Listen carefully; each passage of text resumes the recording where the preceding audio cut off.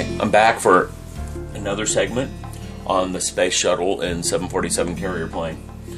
Let's start with the Space Shuttle. Okay, here I have the Space Shuttle. It's back from the spray booth. And a few things I need to discuss with it, so let me do some zoom in on it, and I don't need to zoom in tight. I need to do a bit of seam filling along this engine nacelle here and over on this side. Okay, when I turn it, you can see there's some bad seams right here and right here. That's where the body of the plane did not line up correctly. I'm not messing with that. It's too much work. Just not going to mess with that. Okay? Not that I don't want to, not that I don't want to be professional, but the depth of how much this is off right here is going to be horrible. That's all going to be painted black anyhow, so I don't even know how much of that's going to show once you get the black paint on it. But if you remember, in a previous segment, I had the paint thinned very badly. That has been corrected. I found out what was wrong. It wasn't my paint ratio that was wrong. I did do 50% paint, 50% thinner. What I did wrong was I didn't mix up the paint properly. There was, you know, when paint settles for a while and you get the thick pigment part at the bottom of the thinning runner, the thin, solvent part of the paint. I left it in my little paint shaker, the one I was so proud of in an earlier video, for a little while, and apparently it didn't mix up the paint properly. So when I got in there today to mix up my paint, I said to myself, I'm going to check that.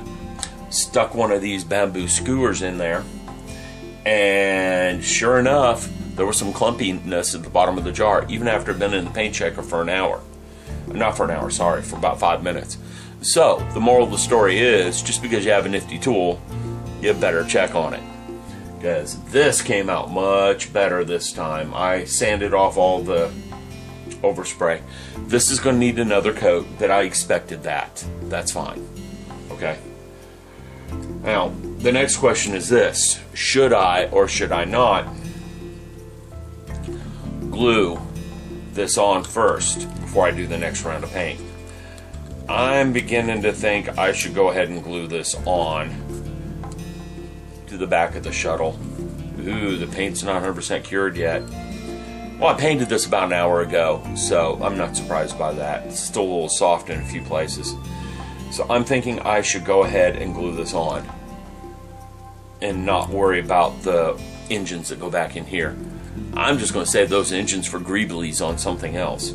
That's what I'm going to do with them. So I'm getting myself a pile of greeblies. So, that's the shuttle. We're going to set that aside. Now we're going to talk about the 747. Still seam filling on it. I'm getting impatient with my seam filling. I'll be honest. Okay? I don't like seam filling. I don't think anyone really does. And this kit has some particularly bad issues with it. Let's talk about the back here. So let me zoom in a little bit. Now, I already did some sanding on this in a previous take of this video, which I'm not going to show because I messed it up. But anyhow, what happened along the seam along here is this: one side was higher than the other. Now, when I glued the model together, that wasn't too apparent. There was a bump in the surface of the model.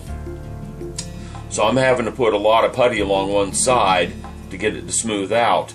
And the only way to see that is to put that silver paint on there. I'm going to show you guys why I do that in a second. Okay? I removed the windshield from the front. That's one of the beauties of not gluing it in with model glue. I glued it in with micro crystal clear.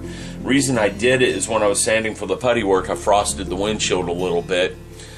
And I'm going to polish that out. I'll go over how to polish that out in a later segment of this build. Okay? And let me show you guys why I do the silver paint. So I'm going to pick a spot on this. I'm wet sanding, so I'm taking a piece of 600 grit sandpaper, dunking in some water to do my sanding with. Now, one of the reasons you do wet sanding is dust control. The wet sanding keeps the dust from flying all over your house. The bad part is you're dripping water with all sorts of gunk in it from the sanding all over the place.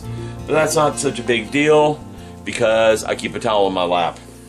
So let me back this out some so you guys can see something other than the plane. So I keep a towel in my lap when I'm doing this, okay? So that I catch any of the drips in my lap instead of them falling all over my work surface or my desk or whatever, okay? And another reason for wet sanding is it helps improve the life of your sandpaper, okay? If I were to dry sand this putty, it would clog up the sandpaper really quickly. Kind of like using my files on the putty clogged up the files. One way to clear the file is to get yourself a brass brush and brush it down that, clean it out that way. I'm going to have to do that. Or get some thinner and clear the putty that's off that way. I will take care of that later. But it does keep the sandpaper from clogging up too quickly, and I get a long use out of a tiny piece of sandpaper this way. Okay? It's dripping all over everything, but that's okay.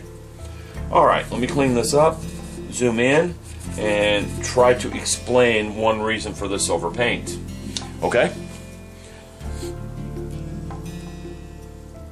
Now, let's see, I zoomed in too much. Let me back it up a little bit. There we go.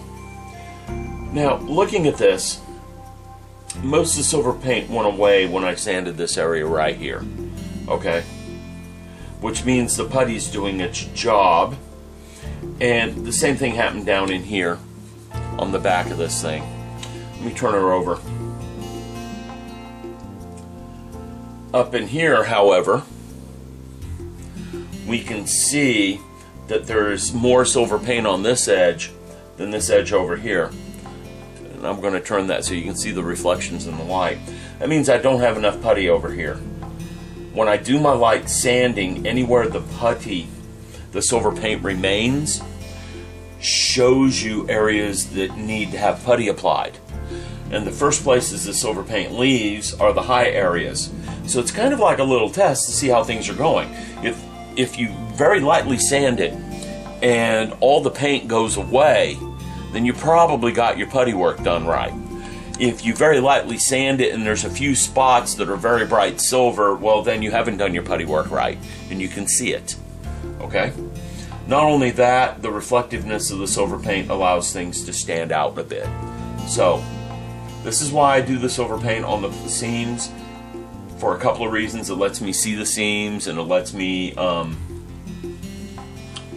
it's kind of showing me where I need to put putty versus where I don't. Alright, well that's it for this segment. I will be back later, hopefully when all the putty work's done on this and I don't need to make any more videos about this thing and it's finally glued together. Okay? Because once this big seam line's done here, I don't think I'm going to have too much more to do. The only problems I find with the wings are, and we can zoom in so you guys can look at those wing joints. Those wing joints look like panel lines. The only thing I'm going to try to fix though is right in these corners where the wings come together, it doesn't quite match up right on one side. So I'm just going to take a little file and notch that so they match. Okay? On this side, you can see that again, it looks just like a panel line. So I'm not going to mess with it too much. I might have to mess with it right in here a little bit, where it's not quite lined up correctly. Right at the front, right up in here. A little bit. Okay? So I might have to mess with it in here a little bit. My camera sure does not like focusing on things. Well, anyhow, that's it for this little segment. I'll be back with further progress. What I'm going to do with the space shuttle is I'm going to do my seam work and I'm going to tape it up before I put the next coat of paint down. Yeah, you'll see why I'm doing that in a second when we get there. But anyhow, thank you and have a good day.